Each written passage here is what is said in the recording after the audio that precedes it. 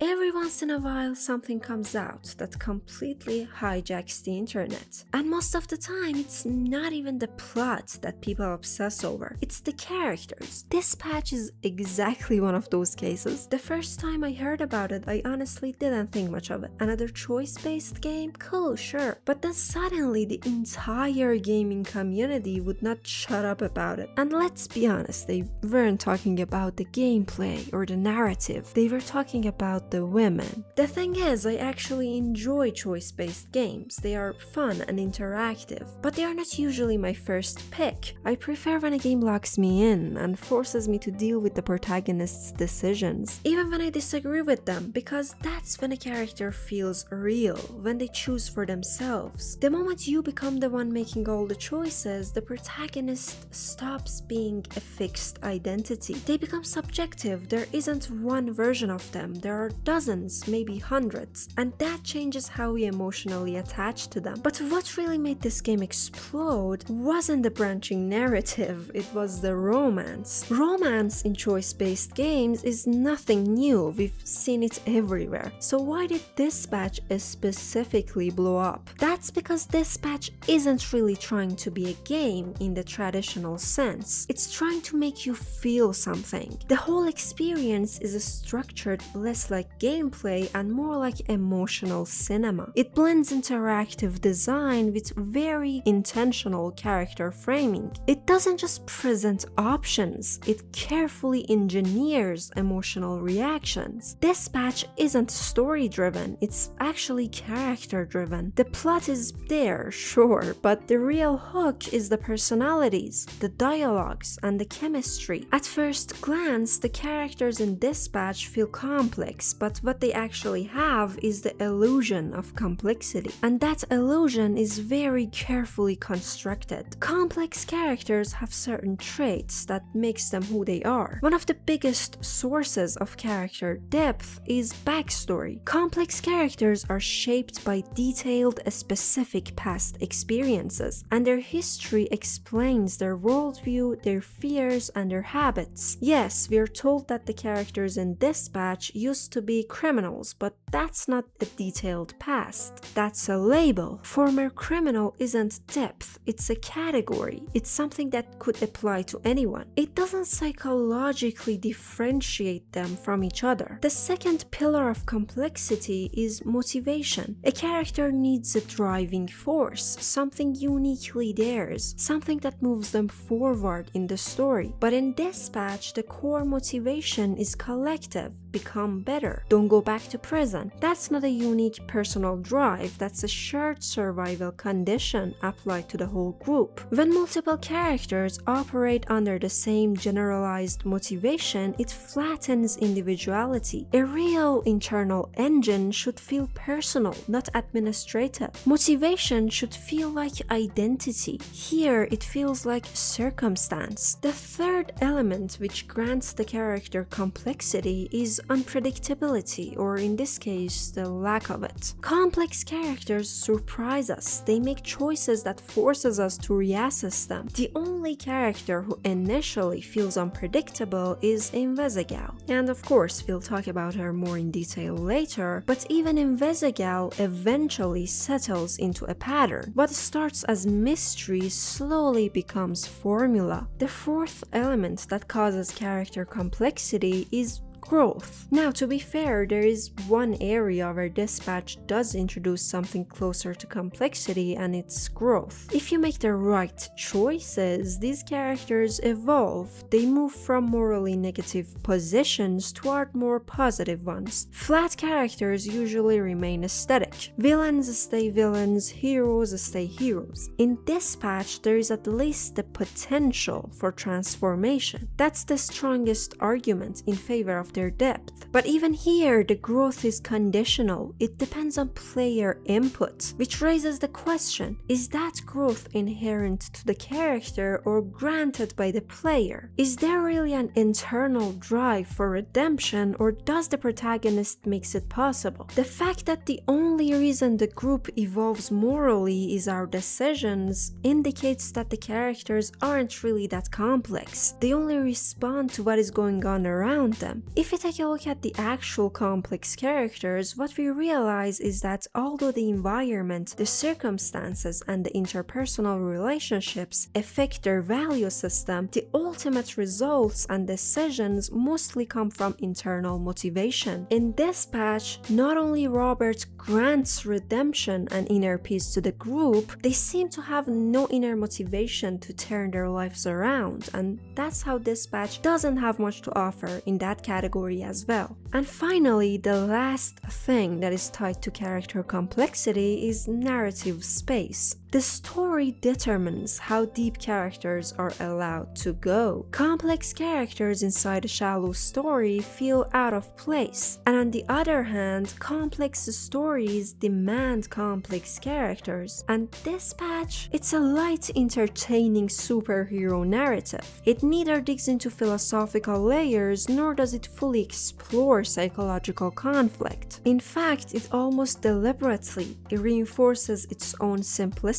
And that's not inherently bad, but it does mean the characters were never designed to operate on deeper psychological layers. Now here's where the illusion really takes shape. The game uses physical diversity, different designs, aesthetics, and body types to create visible contrast between characters. This patch focuses on creating unique physical features rather than inner complexity. Combine that with incredible voice acting and very sharp dialogue writing, and suddenly you feel like they are deep. The performances are so strong that they create emotional texture. How this patch delivers interactions, situations, and dialogues is basically a masterclass in presentation. But all this doesn't mean a game needs to be psychologically dense to be enjoyable, absolutely not. There are dozens of factors that make a game fun and engaging, but in this video we are focusing on one thing only: character writing, or more specifically, female character writing. One thing that I genuinely find fascinating about this patch is how efficiently it introduces its characters. It doesn't need 30 hours of gameplay, it doesn't need a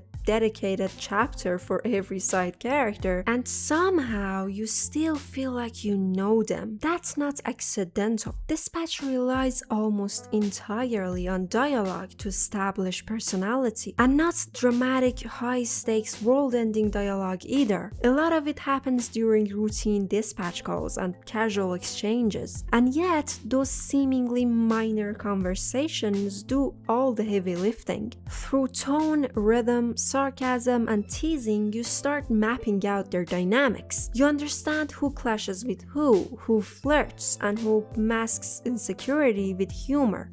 Glad you made the cut though, dude.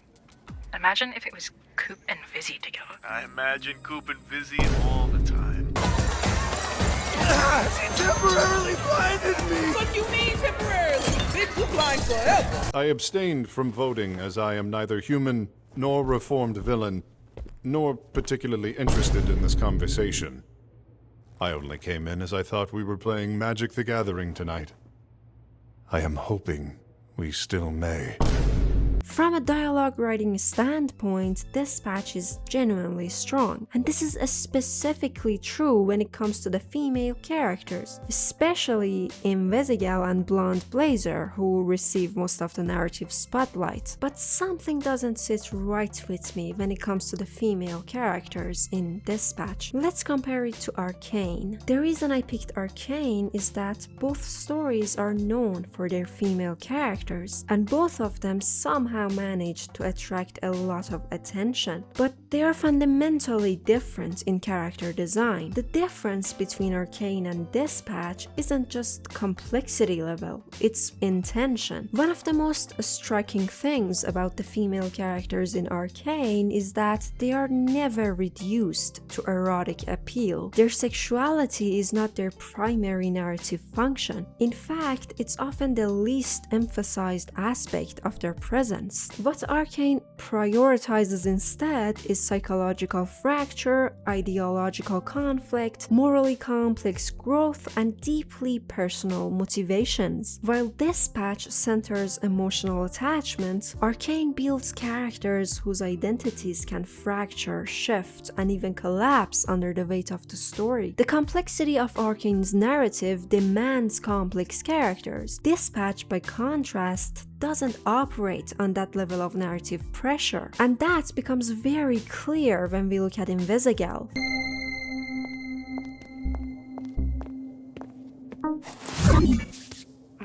Who locks a conference room?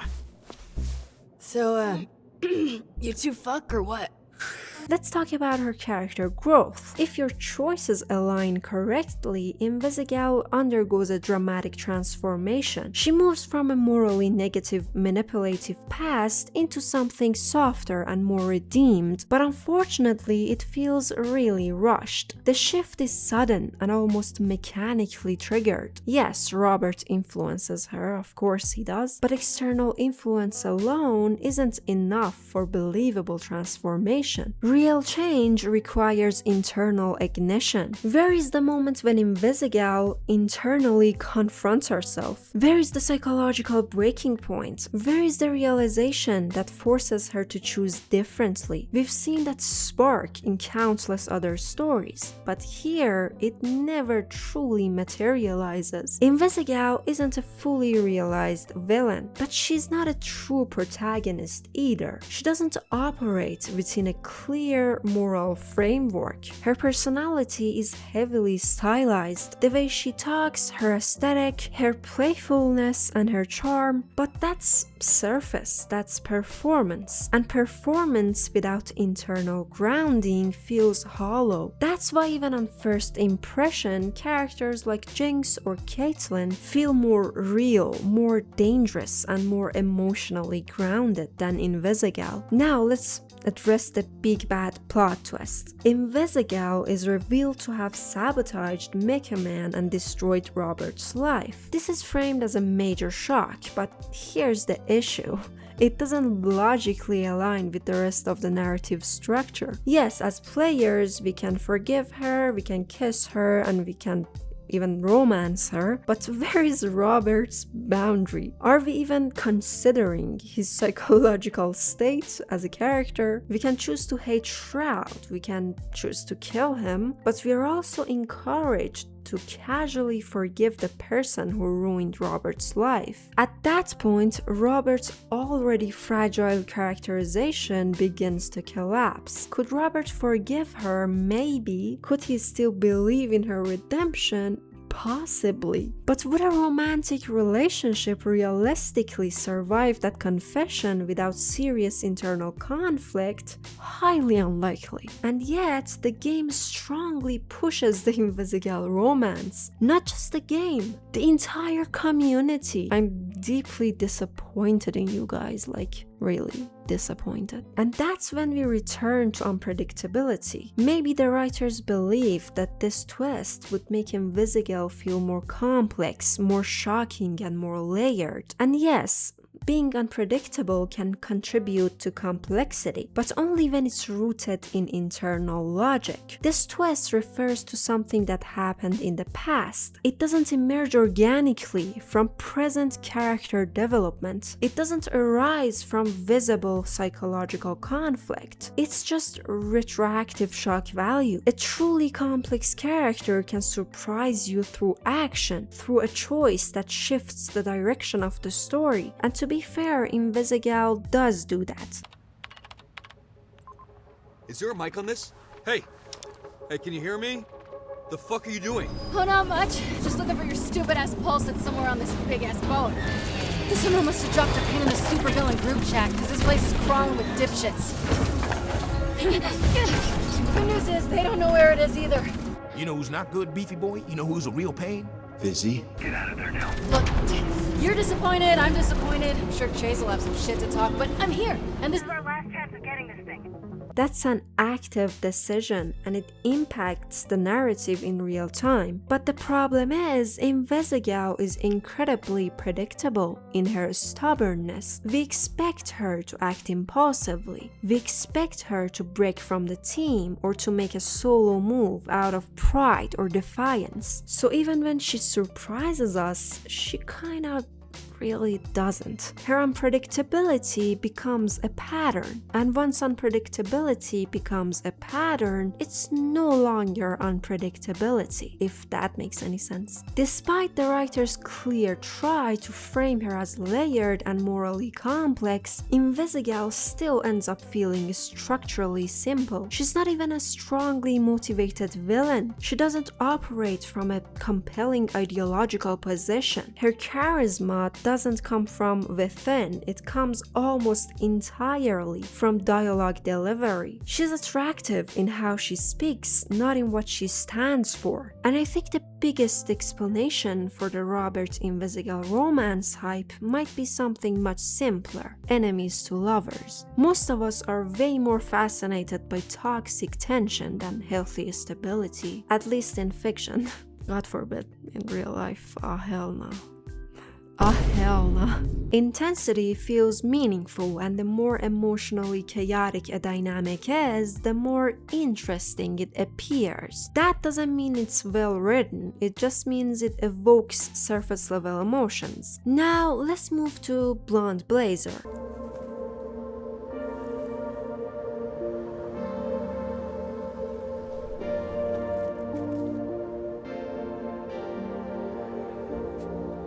We can work with this. At first glance, she seems simpler, cleaner, and less chaotic. But in the end, she feels more real than Invisigal. While Invisigal is a bundle of contradictions without internal grounding, Blonde Blazer has something important: internal unity. She operates from a consistent moral framework. She doesn't contradict herself for dramatic effect. She just is who she is. And ironically, that makes her stronger character-wise. One of the smartest things the game does with Blonde Blazer is giving her a flaw. She kisses Robert while still in a relationship. She's been stuck in a relationship that clearly didn't fulfill her. She's insecure about the mask that literally shapes her public identity. There's this quiet tension between who she appears to be and who she actually is. We don't immediately see those layers, but they are present in the background. The way she feels uncomfortable wearing a dress because she doesn't recognize her own body. Blonde Blazer knows when to be soft. She knows when to take control, and when necessary, she doesn't hesitate to use force. That emotional flexibility gives her more structural weight than Invisigal. But even Blonde Blazer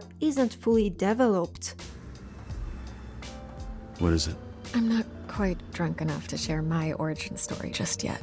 For an audience to connect with characters emotionally, not sexually, not aesthetically, but emotionally, we need more information. We need internal access, and dialogue is one of the strongest tools for that. Like I said earlier, Dispatch is genuinely strong at dialogue writing. But here's the catch: the dialogue in Dispatch isn't designed to deepen character psychology. It's designed to create iconic moments, viral lines, funny exchanges, and instant emotional spikes. The conversations are crafted to keep you engaged in the present moment, not to pull you into moral dilemmas, internal struggles, or past trauma. And I get why they did that, but just a little more psychological depth in those conversations could have elevated the entire narrative. Because beyond surface hints, we never truly understand Blonde Blazer's internal motivation. Is she genuinely driven to help people, or did she just end up in this role? Why this career path? What does she want beyond survival and chemistry? The writer's main focus seems to lean heavily toward romantic tension rather than psychological connection. And do you know why choosing between Invisigal and Blonde Blazer feels so difficult? Because we don't actually know either of them that well. The choice feels intense, but not because because it's philosophically complicated. And the twist is, it worked. I genuinely enjoyed playing Dispatch. Popularity isn't solely determined by narrative depth. So maybe the reason these characters work